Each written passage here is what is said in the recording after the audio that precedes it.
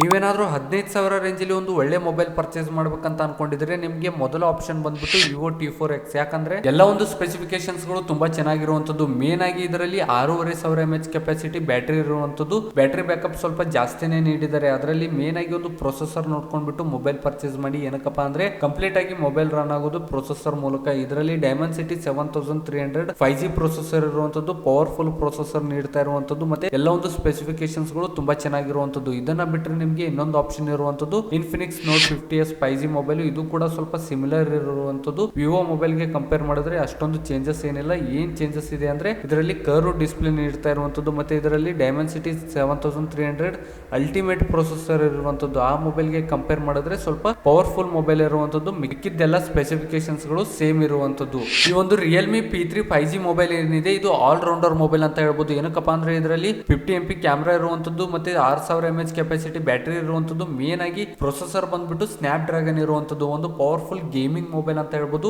ಎಲ್ಲ ಒಂದು ಗೇಮ್ಸ್ ಗಳನ್ನ ಹೈಯರ್ ಸೆಟ್ಟಿಂಗ್ ಅಲ್ಲಿ ಯಾವುದೇ ಒಂದು ಲ್ಯಾಗ್ ಇಲ್ಲದೆ ಆರಾಮಾಗಿ ಆಡ್ಕೋಬಹುದು. ಆಲ್ ರೌಂಡರ್ ಮೊಬೈಲ್ ಅಂತ ಹೇಳ್ಬೋದು. ಕ್ಯಾಮೆರಾ ಆಗಿರ್ಬೋದು, ಡಿಸ್ಪ್ಲೇ ಆಗಿರ್ಬೋದು, ಪ್ರೊಸೆಸರ್ ಆಗಿರ್ಬೋದು, ಎಲ್ಲವೂ ಕೂಡ ಚೆನ್ನಾಗಿರುವಂತದ್ದು. ಅದೇ ತರ ಇನ್ನೊಂದು ಮೊಬೈಲ್ ಇರುವಂತದ್ದು ಮೊಟೊರೋಲಾ G86 ಪವರ್ 5G ಅಂತ. ಈ ಎರಡು ಮೊಬೈಲ್ ಕೂಡ ಬೆಸ್ಟ್ ಇರುವಂತದ್ದು. 15,000 ರೇಂಜ್ ಅಲ್ಲಿ ಯಾವ್ದು ಬೇಕಾದ್ರೂ ಆರಾಮಾಗಿ ನೀವು ಕಣ್ ಮುಚ್ಕೊಂಡು ಪರ್ಚೇಸ್ ಮಾಡಬಹುದು. ಏನಕ್ಕಪ್ಪ ಅಂದ್ರೆ ಸ್ಪೆಸಿಫಿಕೇಶನ್ಸ್ ಗಳು ಅಷ್ಟು ಚೆನ್ನಾಗಿರುವಂತದ್ದು. ಇನ್ನೂ ಜಾಸ್ತಿಯಾಗಿ ತಿಳ್ಕೊಬೇಕಂತ ಅನ್ಕೊಂಡಿದ್ರೆ ಈ ಒಂದು ವಿಡಿಯೋ ಕೆಳಗಡೆ ಫುಲ್ ವಿಡಿಯೋ ಲಿಂಕ್ ಕೊಟ್ಟಿದ್ದೀನಿ, ಅದ್ರ ಮೇಲೆ ಕ್ಲಿಕ್ ಮಾಡ್ಕೊಳ್ಳಿ.